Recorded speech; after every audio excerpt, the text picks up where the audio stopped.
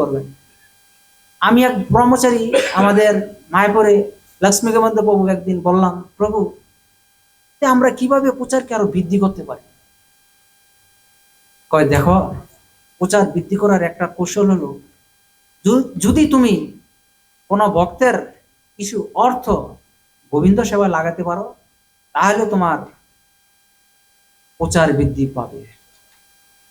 তখন আমি ভাবলাম যে হ্যাঁ, একটু কাছে কাছে আসুন। হরে কৃষ্ণ। তো আপনারা যে এই যে ভগবান নৃসিংহদেবের কথা শ্রবণ করলেন, এটাতে সংক্ষিপ্ত। ভক্তি সিদ্ধান্ত সরস্বতী ঠাকুর এই ভগবানের কথা একটি লাইনের উপরে 1 মাসও ক্লাস দেন। এত কথা সরস্বতী ঠাকুর বলতো, আর আমি অতটুকু সময়ের ভিতরে কি বলবো, আপনারা একটু বুঝে নেবেন। আরো যদি জানতে চান, এই যে ভাগবতম, এটা হলো 7ম স্কন্ধ। চাইলে আপনারা এখানে পড়ালেখা করতে পারেন। আপনারা তো অনেক পড়ালেখা করেছেন, এটার উপর একটু পিএইচডি ডিগ্রি করুন, তাহলে দেখবেন যে জীবন কিরকম আনন্দ মুখমণ্ডিত হয়ে যায়।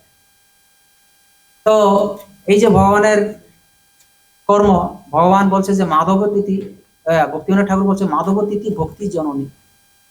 এই ভক্তি যদি আমরা আপলোড করতে চাই, তাহলে আমাদের সবসময় ভগবানের কর্মের জন্য কিছু অর্থ দান করা উচিত।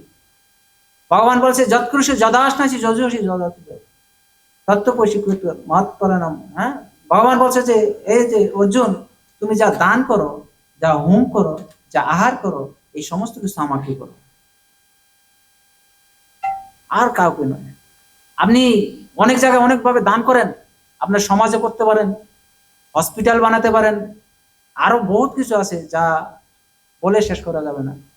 কিন্তু আপনার ওই দান তখনই সাফল্যমণ্ডিত হবে যখন নাকি গোবিন্দ সেবায় আপনার কিছু অর্থ লেগে যাবে। তো আপনারা যে যেভাবে পারেন এই ভগবান নৃসিংহদেবের উৎসবে মহোৎসবে আর্থিকভাবে, শারীরিকভাবে, মানসিকভাবে যোগদান করবেন। আপনার জীবনকে সাফল্যমণ্ডিত করার জন্য সবসময় বৈষ্ণবের কথা মনোযোগ দিয়ে শ্রবণ করবেন। আমাদের জীবনে এই বৈষ্ণবের কথা আমরা অনেক সময় রাখি না, কিন্তু তাতে কি হয়, একটা মায়ার ভিতরে ঢুকে যায়। এই মায়াটা কি? ভগবানকে জিজ্ঞাসা করলো নারদমণি যে জগতে তুমি অনেক কিছু দেখালে, কিন্তু আমাকে মায়াটা দেখালে না। ওই নারদ, তুমি মায়া দেখবে? যখন নাকি ভগবান এই কথা বললো মায়া দেখবে, তখন এই ভগবানকে নারদমণি দেখছে না। আর নারদমণি ওইখানে নেই, কোথায় আছে? ওই যাচ্ছে এক নদীর ধার ধরে বীণা বাজাতে বাজাতে, দেখে এক বিশাল সাম্রাজ্য। সেখানে দেখলো এক বৃদ্ধ বাবা বসে আছে। তার কাছে একটু সাহায্য চাইলো যে দেখো আমি একটু জল খেতাম। হ্যাঁ আছে তো, আমার গৃহে যাও, আমার কন্যা আছে। গেল, কন্যার সাথে দেখা হলো। এত সুন্দর কন্যা, ওই নারদমণির খুব ভালো লাগলো। তারপরে প্রভুকে বললো আমি আপনার কন্যাকে বিবাহ করতে চাই, আপনি কি?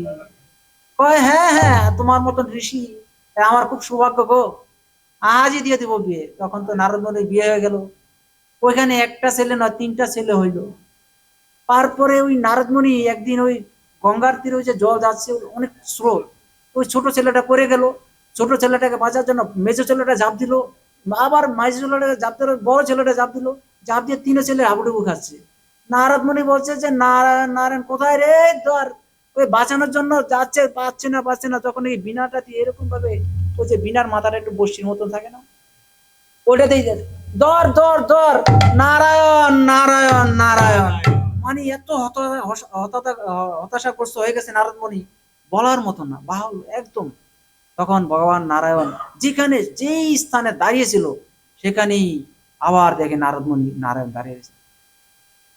তখন প্রণাম করছে, প্রভু আপনি আমাকে কি দেখালেন? যে এটাই হলো মায়া, এটা হলো নারদমণি মায়া।